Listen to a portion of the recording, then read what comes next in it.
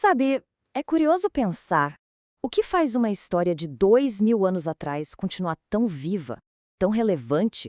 Bom, quando a gente olha para o Evangelho de Lucas, a resposta parece estar na sua principal marca. É uma mensagem, assim, radicalmente inclusiva. E é exatamente isso que a gente vai desvendar juntos agora. Olha só, se a gente pudesse resumir tudo em uma única frase, seria esta aqui. A grande chave para entender a perspectiva única de Lucas está nessa ideia central. Ele mostra um Jesus que, sabe, acolhe os rejeitados. E isso não é só um detalhe, não. É o fio condutor, aquilo que amarra a narrativa inteira. Então, vamos começar pelo método dele. Uma investigação cuidadosa. Porque para a gente entender como essa mensagem de acolhimento é construída, a gente precisa olhar para o método do autor. Não é assim uma coleção de histórias jogadas ao acaso, não. Pelo contrário, foi uma investigação super deliberada e cuidadosa. E aí vem a pergunta, né? O que torna esse relato tão diferente dos outros? A resposta, olha que interessante, não está só no que ele conta, mas em como ele conta. Está tudo na intenção e no método que ele usou para pesquisar e organizar cada pedacinho da história. E esse é o ponto central. O Evangelho de Lucas é apresentado desde o início como o resultado de uma investigação cuidadosa. O que isso quer dizer? Que cada história, cada parábola, não está ali por acaso. Tudo foi colocado de propósito, posicionado para construir um argumento bem claro e para entregar um relato confiável, sabe? Com um objetivo muito específico por trás.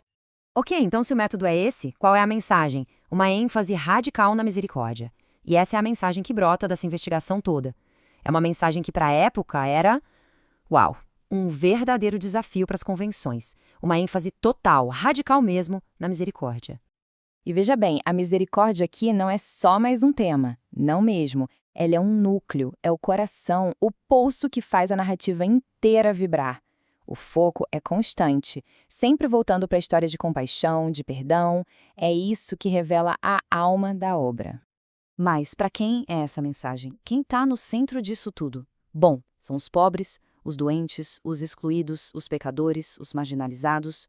O foco é justamente naquelas pessoas que a sociedade da época costumava deixar de lado, sabe? Lucas faz questão de colocar essa galera bem no centro da história, mostrando que a graça era, antes de tudo, para eles. Certo, agora vamos para a missão salvação para todos.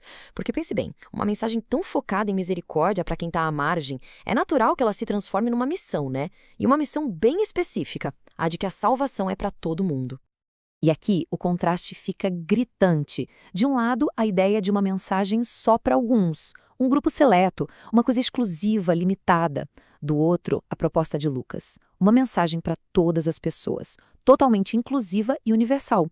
É uma quebra de paradigma. A narrativa dele simplesmente desafia essa ideia de salvação para poucos e abre as portas para todo mundo. Exato. Essa missão que a gente vê em Lucas não fica parada, esperando.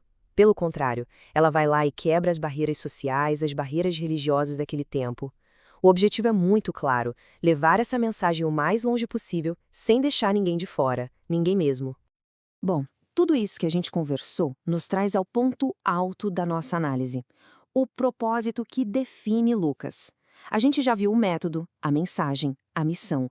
Mas será que dá para a gente encontrar uma frase, uma ideia que resume o evangelho inteiro? E parece incrível, né? Uma obra tão cheia de detalhes, tão rica, ter sua intenção principal resumida numa única frase. Mas é exatamente isso. E o mais legal é que é o próprio autor quem nos dá essa frase. E ela está aqui. Lucas capítulo 19, versículo 10. É isso. Essa é a declaração de missão do livro todo. É como se fosse a peça final do quebra-cabeça, sabe? Ela junta tudo. A investigação cuidadosa, a mensagem de misericórdia e a missão de salvação para todos. Tá tudo concentrado aí. E para fechar, fica essa provocação para a gente pensar. Se a gente enxerga este evangelho como essencialmente uma mensagem para os excluídos, como é que isso muda o significado dessa história para nós, hoje? É uma pergunta que convida a gente a refletir, né? A pensar sobre compaixão e inclusão no nosso mundo, no nosso tempo.